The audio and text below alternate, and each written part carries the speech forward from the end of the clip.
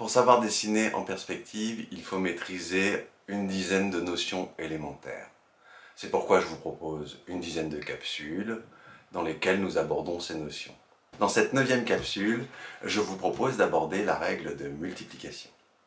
Allez, repartons dans le panorama et ajoutons un deuxième carton en tout point identique, en dimension et en orientation, et collé à la face arrière du premier carton.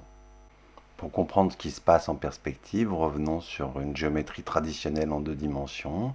Traçons le sol et un premier parallélogramme rectangle et doublons ce parallélogramme rectangle. On peut aussi en faire la symétrie. Je trace les diagonales sur cette première face pour trouver le centre de cette face, centre que je vais appeler I.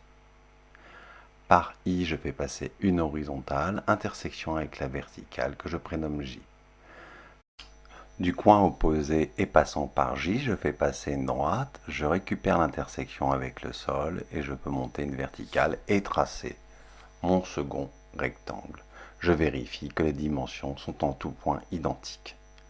C'est bon, on peut passer maintenant en perspective.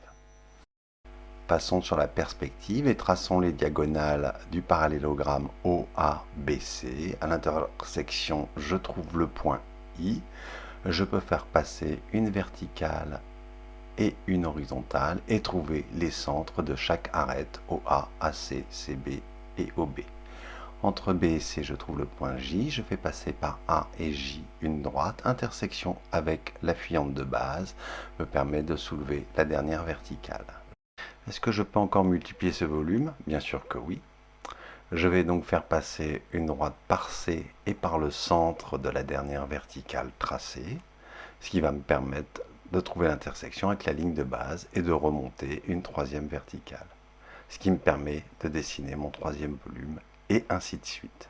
La règle de multiplication, elle permet de doubler, tripler, quadrupler, en tout cas de multiplier un volume, aussi bien vers la droite comme on vient de le voir, mais également sur la gauche, vers le haut et vers le bas.